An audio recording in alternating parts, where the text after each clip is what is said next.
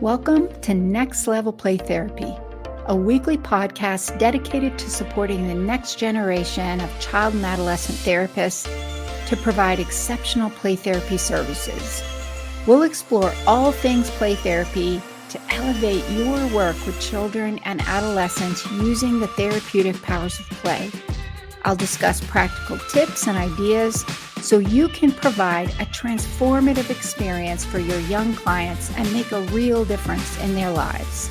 So get ready to take your play therapy skills to the next level and make a lasting impact in the lives of children, adolescents, and families.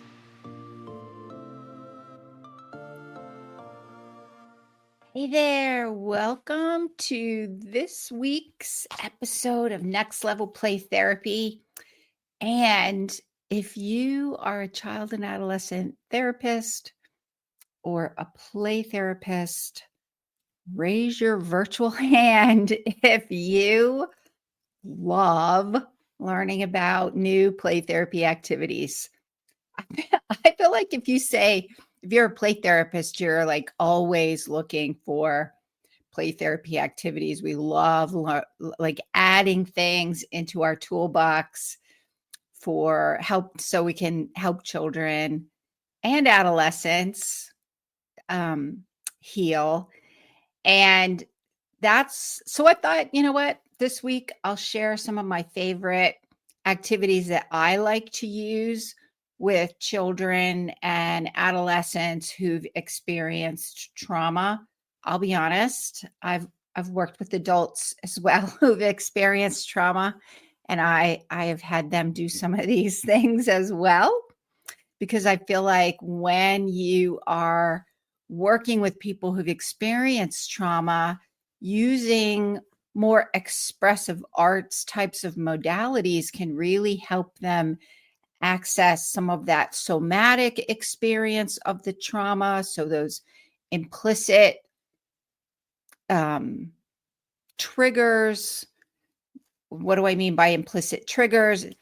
What I mean by that is like trauma is experienced at a sensory level in the body, and that the way that it's experienced is tied to the memories of that traumatic experience. And what'll happen is then something will trigger that sensory aspect of the memory, and then you get the whole experience flooding in sometimes, which can feel really overwhelming for our clients, especially children who really don't understand what's going on, and adults may not understand what's going on. The adults, caregivers of those children, because the children aren't able to explain it. I would say also, if you're an adult who's experienced trauma or you have adult clients, they would say the same thing. It feels like it comes out of nowhere. And so that's one of the things that I like about play therapy and using expressive arts, is that you can get at those aspects of trauma in a way that can bypass the cognitive areas of the brain where it can get a little stuck, and then access through some of those more expressive arts modalities. So today I want to talk about, I'm going to share with you some of the activities that I use. But here's the thing that I always like to talk about as well. Like, we're play therapists, child and adolescent therapists. We love a good play therapy activity. We are creative people. I love sharing play therapy activities with people, because then you guys take it and your creativity kicks in, and then you all have like different ways of maybe doing the same kind of thing or another idea that you use, and then it just kind of sparks this flow of creativity and ideas and all kinds of ways of helping children and adolescents who've experienced trauma. The thing is, though, if I'm a firm believer that we need to have a framework that's grounded in a theoretical model. It's grounded in some type of theory behind it. And there's some research around that theory that we're applying. Then the model that I like to use is really based on neuroscience and attachment theory. And there was a model that I learned probably way back in, I'm going to say 2010, so like 15 years ago. And I loved this model. It was rooted in neuroscience. It also pulled in some of the research around cognitive processing and the cognitive aspects. But the thing that set it apart from some of the other cognitive trauma-based models was that it also took in the sensory aspects. And so now, later we have, I'm sure it's been around before that, but I didn't know about it back then, was the somatic experiencing, and how the body somatically stores and experiences the trauma. And so that's one of the things that I really liked about the model. But here's the thing. So when you're using a model, then it will guide you through each stage of the change process. Now, for this specific model that I learned years ago through the National Institute for Trauma and Loss in Children, that because it's got a lot of neuroscience with it, then adding, now we know a lot more about interpersonal neurobiology, and we know more about polyvagal theory and how that influences our body and processing and experiencing. We know all of these things, and having a framework to understand from the beginning of treatment to the end of treatment, and how do we integrate these models to have a cohesive framework to work out of, then we can plug the activities in. But what ends up happening is, if there's not a framework that we've learned a model and learned how to apply it through every stage of the change process, and learned what that looks like with different types of clients and how to help them process through all of the stages of healing and different ways in which trauma will manifest. I mean, there's some certain similar things that are experienced, and trauma is uniquely experienced by clients. So we need to be able to make sure we're meeting the unique needs of each client that we're working with. And what is that actually going to look like when you're using a model, and how do you do that? Because if you don't have that model or that framework, what ends up happening is what I call throwing spaghetti against the wall and hoping something sticks. We start pulling out activities and think, oh, there's just this right activity. I'm going to try this one because this one's going to work. And then maybe it doesn't, right? And then you start thinking, oh, I'm just going to throw all these activities into the session and hope something works. But then what ends up happening is then you end up feeling like you're not helping your client. You start second guessing yourself, not sure if you're doing the right thing. You start second guessing your abilities to make an impact. And you may even think about, oh, I should probably refer this client out because maybe I'm not a good fit, right? Well, maybe it might be that you're not using a model to guide you through each stage of the change process. So I like to make sure I talk about that a little bit, because I love a good activity. I want to make sure that you're grounding them and kind of using them in a theoretical model to make sure that you get the most benefit for your client, right? And so one of the things I'm going to talk about at the end of this live webinar today, I want to talk a little bit about, I do have a training coming up. It's called Healing Trauma Through Play Therapy. a neuroscience and attachment approach.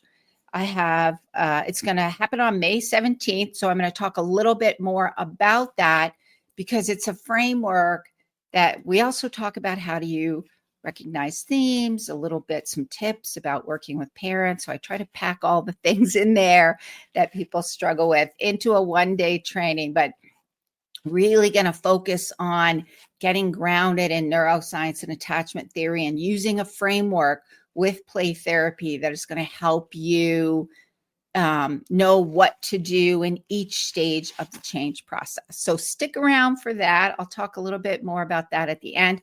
Registration is closing soon for that. So I wanted to make sure to let you guys know about that before registration closes.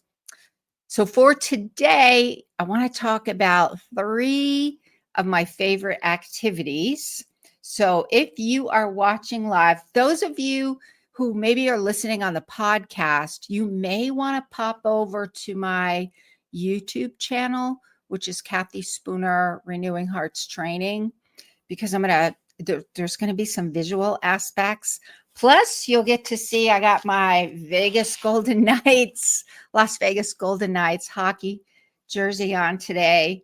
Today we're having wear your favorite team jersey. I am a huge hockey fan. I love hockey.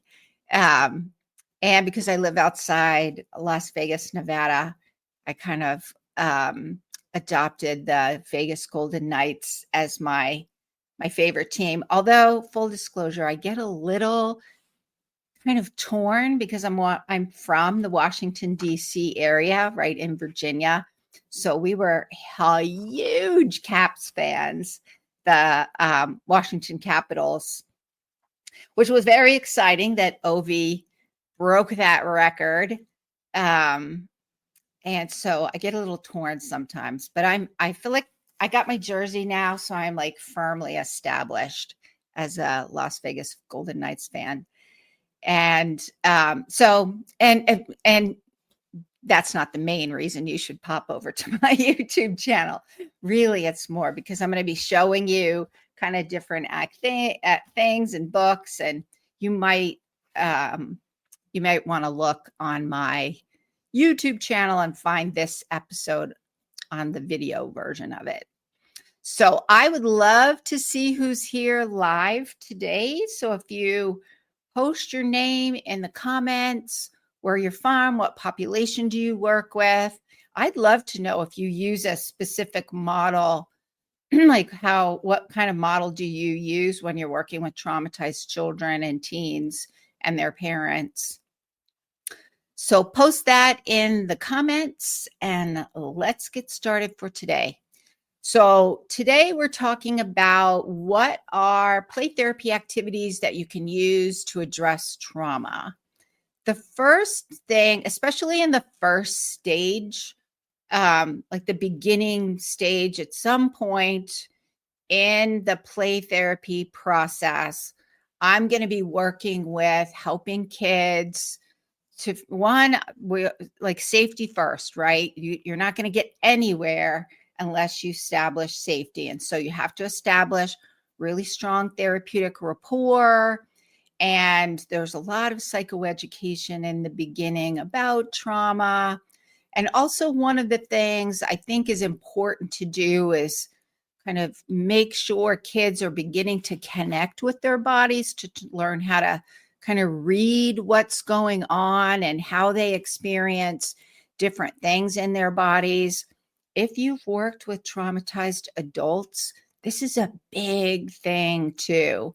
So I've often used the strategies that I'm going to share with you today. I've often used some of these with the adult clients that I've worked with.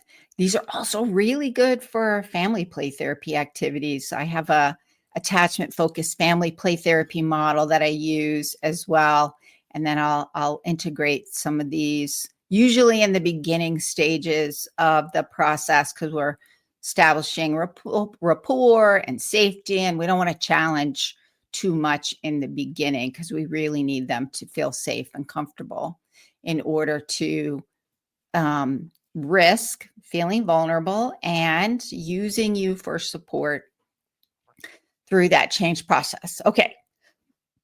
So I really like using this book. It's called Listening to My Body. If you can see it, it's called Listening to My Body by Gabby Garcia. I like that it's got these pictures in it that are really kind of helpful, but it also, one of the things that she brings up in here, there's some psychoeducation around how emotions are experienced in the body. You can say you have these really great pictures. And so what I'll do when I'm using this book is I'll read the book out loud to clients, and then I usually do a body scan with them to really help them start connecting with their body. You can get a ton of really good short, I would say, don't go longer than 5 minutes. Like, that's a long time for kids sometimes. Maybe later on, if you're still, you can go a little bit longer. I definitely would not go over 10 minutes for a body scan for a kid. And the younger they are, the shorter it needs to be. Or you can just do the body scan meditation with your client. The goal is, one, you're doing a little bit of psychoeducation around, hey, we're connecting with our bodies, which, be aware, that can trigger some trauma responses. So you have to kind of be careful about this one and make sure you're holding that space and they're feeling comfortable, because, like we just said, trauma is stored in the body. So that can be scary, asking people to connect with their body. So be aware of that, especially if you've got kids who are or adults or teens can be a little dissociative. You want to make sure you've established that safety. So I'll read the book, Listening to My Body by Gabby Garcia. I'll do the body scan. And this, I consider this activity that I'm going to share with you kind of an oldie but a goodie. I use it all the time. And you might have heard of this one before. I use this one all the time, and I share it a lot because I really, really like this one.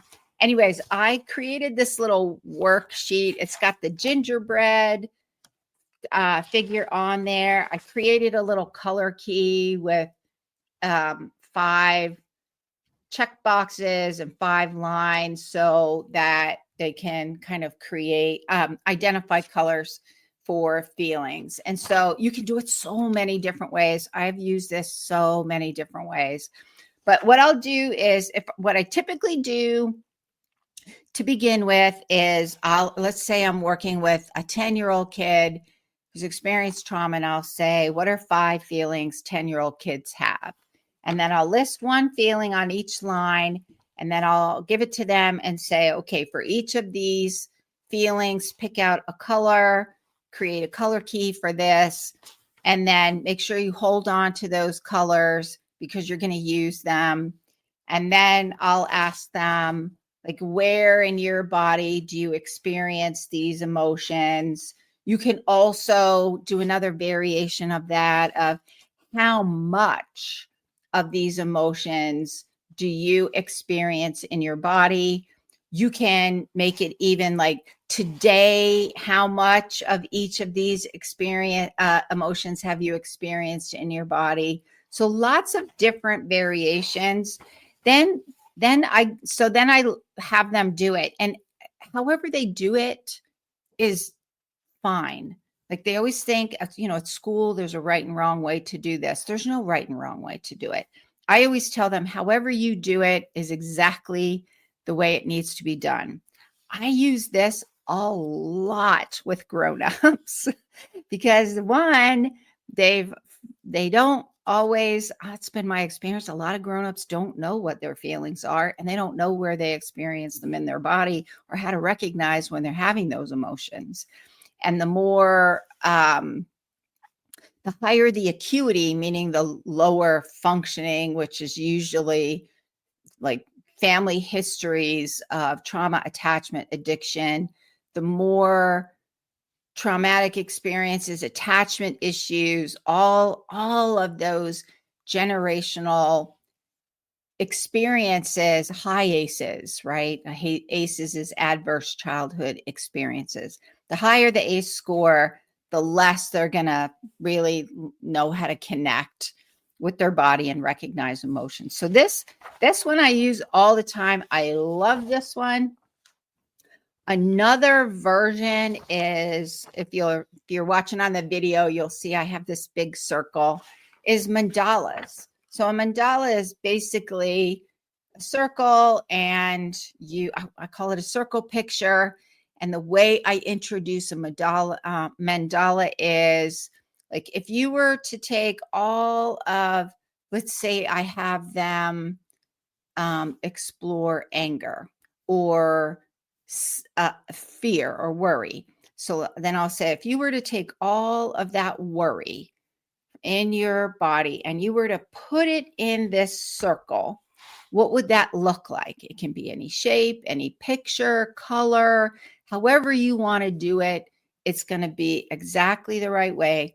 So if you were to take all of that worry and you were to put it in the circle picture, what would that look like? And then I have them use that, create a mandala for that emotion. And for those of you who are watching on the video, you'll see that I have this 8.5 by 11 sheet of paper. I just went on a Word document. You know how you can go in Word, Microsoft Word, and there's shapes in there? You can create a document and put a circle shape in there and just make it as big as you want. The other thing you can do is get like an 11 by 17 piece of paper. This is my favorite way to do it, actually. I get a big piece of paper. I take I have like a 9-inch metal pie pan, and then I'll kind of put that down and I use that for my circle. Or I also have like a plastic dinner plate that I use. It's probably like 10 inches or maybe 11 inches. And I'll put that down on the paper and I'll use that as my guide for making the circle. So it's nice and round. So that's another way that you can explore emotions. I have found I get so many different ideas from that. When all the kids will do it so many different ways. It's always interesting to see how they do that. And then another idea for this, connecting with body and exploring emotions is, and this will get a full body experience, is have them name 5 emotions. You can even use a gingerbread guy or write it down on a board somewhere if you have a whiteboard. And then you each act out using your full acting skills, that emotion. So that engages their whole body and provides an opportunity to explore emotions and what emotions might look like for kids who've experienced trauma. So the next set of activities is really about exploring anger. So in my experience, over almost 35 years now, I have yet to work with a client who's experienced trauma that didn't have anger. And I feel like helping clients to identify their anger and process and explore that. So that sometimes that they'll get to that early. Sometimes it takes them a while to be able to get in touch with their anger. At some point in time, I really feel like if you're working with kids and teens and adults who've experienced trauma, they really need to process through anger. And a lot of times, along with anger comes why, right? That's a question that can never be answered. There's no good enough reason. And there's lots of reasons why they ask why. That usually are things that's usually something that has to be processed and explored in the healing process. So one of my favorite activities, and it's more like an expressive arts activity, is exploring anger, is to use the metaphor of volcano. And so when I'm presenting the activity to my client, I'll usually talk about volcano, and volcano has different states for a volcano. You can have a dormant volcano, and a dormant volcano is still a volcano. It's not erupting. You don't see any smoke, but it's there. And then you might have a smoking volcano where it's not erupting, but it might be a little rumbly, and you might get some smoke, a little bit of smoke, a medium amount of smoke, or a whole bunch of smoke. That that gives you a little more indication that, oh yeah, it is a volcano. There's something going on there. And then there's the full-on erupting volcano where there's lava and fire and destruction everywhere spewing out of that volcano. Can be just a little bit, a lot, or just full-on eruption of the volcano. And so I use that metaphor to talk about anger. Like sometimes we might be a little bit angry or maybe irritated, or just something's not sitting right and we're a little unsettled about it, but we're going about our day and nobody really is aware that we're having this, this emotion of anger. And maybe we might not even be aware of it. And then we have like anger that's beginning to show signs, like maybe there's a little smoke or a little rumbly, and that might look like maybe you're a little more cranky than usual, or maybe kind of in a bad mood and you're just kind of out of sorts, so to speak, and maybe you snap a little bit more than you normally would and you feel bad about it later and you're like, I don't know why I'm just feeling this way. And then all the way to eruption, right? Now people know you're mad, you're screaming, you're yelling. Maybe you are like throwing something, or maybe even hitting somebody. So then that's more like, and then you think about like the impact of that, then you get in trouble, or now your friend might be mad at you, or maybe you and your sister both have to go, you lose privileges for the TV for a couple of hours, or you just feel really bad about what you did, or maybe you kind of broke your favorite toy and now you don't have your favorite toy anymore.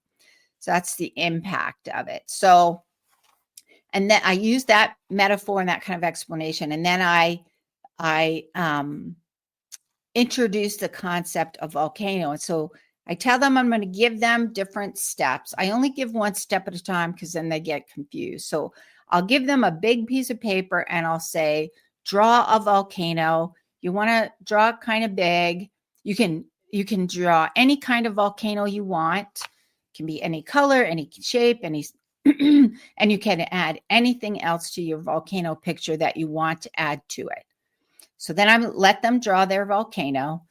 Excuse me. And then I will, when they're done with their volcano, I'll say, okay, so what are all the things you're angry about? Write those on the volcano. I may have them write it. The other thing that I've done is I created these. Those of you who are watching the video, you'll see I'm holding up these little shapes. They're like the little starburst. I put a bunch of them on a Word document and then I kind of cut them out. So they're just individual starbursts. So I might do that. And again, I got these little starburst shapes when I went into Microsoft Word and went into the shapes. And then I put a bunch of them on a Word document and printed it out, saved it. I printed it out and then I cut them out so there's just a bunch of them. So you could do that or just have them write on the picture all the things they're mad about, especially what are they mad about with what happened to them, the bad thing that happened. And then they'll write one on each piece of paper or write it on the volcano. And then we'll go through and just kind of explore that. They share what it is that they're mad about. We may kind of explore that, but give a little space to normalize. Yeah, we're angry about this and what happened to them, and give them an opportunity to talk about that and feel heard and seen about that experience. One of the big things about the model that I learned 15 years ago was the healing aspect of being witness with them. So that, and what I mean by witness is having them experience someone who hears and sees and sits with them in that experience. And I would add in there as a co-regulator, as somebody who allows them to express what happened to them in a way that feels safe. And part of that is exploring that anger as well. Another way, and I love doing this. I used to do this all the time. So we would do paper mache volcanoes. And so I would get this little cardboard little structure, usually like flexible cardboard. And then we would create the mold for the volcano. I would leave a little bit at the top. So you know how you can get those little condiment cups? We can at the grocery store, or there's a party store, you can get them there. They're like little tiny condiment cups, little plastic condiment cups. You want to leave an opening large enough at the top so you can put that in there and kind of tape that on there, and then paper mache it. And then this one takes at least a couple of sessions, probably 3. This is like a 3 session project. And then so they do the paper mache and then you let the paper mache dry. And then the next time they come back, they're painting their volcano. And then you can have them write on the volcano, like you can use a Sharpie, write the things they're angry about. I mean, if you want to, you can also probably use these little starburst things, have them write it on that, and then kind of glue those on the paper mache, or just write it. I always just had them write it on there. And then once that's done, then you're going to use a sealant. You want to make it waterproof. So you're going to seal it, and get that. Now you're going to let that dry. So now we're on to the 3rd session. So at the 3rd session, you're going to put the volcano in like a shallow pan that's got sides to it, because you're going to be using liquid. And so some of you may know where I'm going with this. So if you're have it in the shallow pan, I would used to get like giant boxes of baking soda and giant plastic jugs of white distilled vinegar. And then so what you're going to do is you're going to have the client put some baking soda in that little condiment cup at the top, and then let them pour the vinegar on the baking soda, and you get this like bubbly eruption. That's why you want to have it in the shallow pan, because it's kind of messy. Oh my gosh, it is so much fun. I'm laughing just thinking about it, because that used to be my favorite thing to do. So that exploring anger. And then another thing that the model that I use is, we're going to explore some cognitive distortions, or what are the beliefs that they formed around the meaning of the traumatic experience, the meaning of what happened to them. This is also where that question of why often comes up. I discovered this book. It's called The Hug Who Got Stuck. It's by Andrew Newman. I recently discovered this book, and it is one of my new favorites. I love this book. So the book is really about a hug. It's got these beautiful pictures. It's about this hug factory where hugs are being created, and they go out Each hug is specific for someone. It's designed specifically for them. And it's like the Hug Factory made the most warm, cozy, cuddly hugs. And then you have this beautiful picture of the Hug Factory. And then I'll just read a little bit. So each hug was freshly made and specially encoded with just the right amount of love and care to delight the heart that it was made for. Being a hug wasn't always easy. Sometimes a lonely thought or bad feeling would trap a hug in a sticky web. You can kind of see that sticky web. And on the sticky web, it says horrible, who cares, anxious, mean, scared, sad. And so to help hugs deliver their love and care, there was a big sign on the factory wall. Reminders to being a great hug. Breathe in love and glow brightly. Focus entirely on the heart the love is for. Don't pay too much attention to this web of sticky thoughts. And then it goes on about how one hug got stuck because it paid attention. It got stuck in the web of sticky thoughts. And then what happened is because it got stuck there, it created this backlog of hugs trying to get out of the sticky, out of the Hug Factory, and hugs trying to get into the Heart Factory. And then soon the factory stopped making new hugs. There was only one stuck hug in the center of the ordinary heart. But all around the world, hugs lost a little of their glow. So it talks a little bit about kind of when we get stuck in that web of sticky thoughts, what happens, and we stop kind of glowing, and it impacts other people. But then eventually the hug remembers to focus on the heart that it's meant for, and it gets out of the web of sticky thoughts and goes on to deliver its hug to the heart that it was meant for. And so I use that book as a way to focus on cognitive distortions or negative beliefs. And I went on Canva, if any of you are familiar with Canva, and I created a worksheet where I had all these different hearts, and then I cut them out. So there's different hearts here, and then I cut out the individual hearts. So I give individual webs.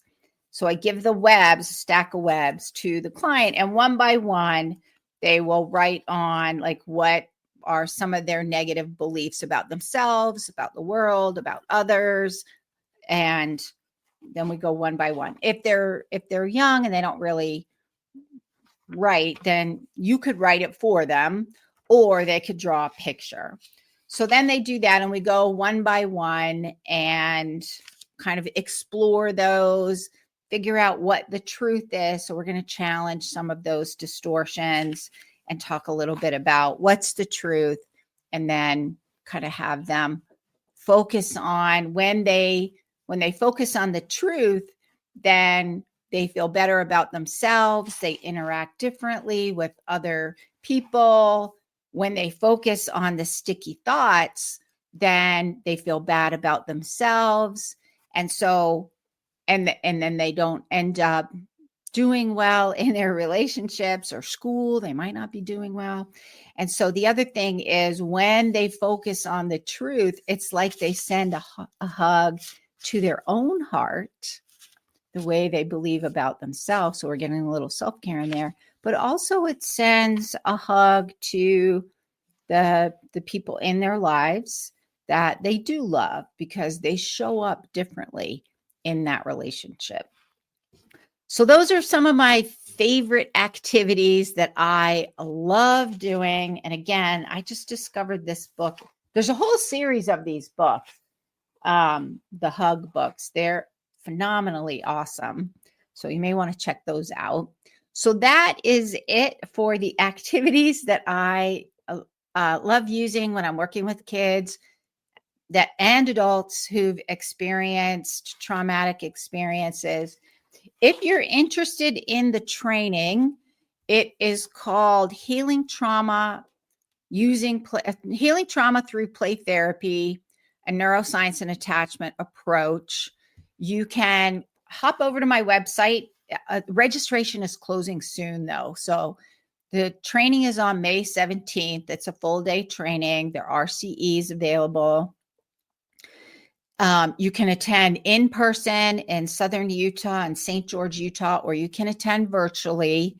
Registration is closing May 15th, though, and it's a hard close. So if you don't register by May 15th, then you won't be able to access it until I do it again. I'm probably not going to do it again for a while. So if you're interested, so it's a full day training. I'm going to go over the neuroscience and attachment and how trauma is experienced and the impact of trauma. We're using that as a way to conceptualize the impact of trauma and what's going on and how it's experienced with your specific clients. And then I'm going to walk you through a little bit about like play themes and how trauma may show up in the playroom, because that's always a big one. How trauma is, what you might want to look for trauma. And then I'm going to walk you through a model that's using neuroscience and attachment as a framework, accessing the therapeutic powers of play, how to show up and use that model, what, like in each stage, what activities can you use? We'll do experiential activities, what each stage of the change process looks like, and what you can do and what you're focusing on in each stage and why you're focusing on it. I'll also talk a little bit about some tips for working with parents of traumatized kids. It's not uncommon. The parents have been traumatized as well, or the caregivers if they're not living with parents.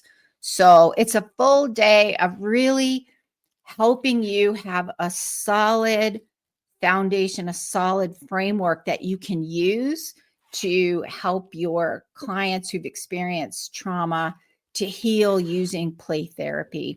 We'll do lots of experiential activities. So register soon before it closes. You can pop over to my website at rhplaytherapytraining.com.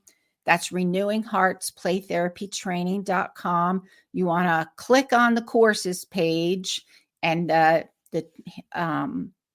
training is called Healing Trauma Through Play Therapy, a Neuroscience and Attachment Approach. And I will see you there. Bye for now.